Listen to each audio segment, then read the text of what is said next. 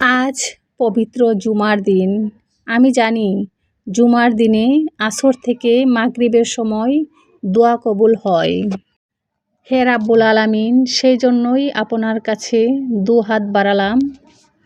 আপনি প্রত্যেকটি মুসলিমের জীবনের সমস্ত গুনাহগুলো মাফ করে দিন। আমাদেরকে হেদায়েত দান করুন।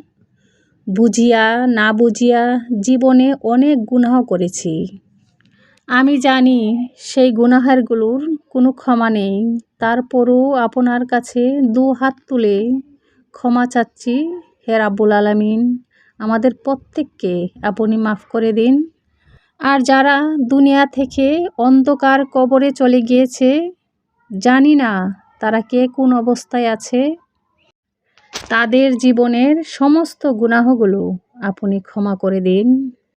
আমাদের প্রত্যেকের নেক আশাগুলো আপনি পূরণ করুন এবং মৃত্যুর পর আমাদেরকে জান্নাতুল ফেরদাউস দান করুন। আমিন।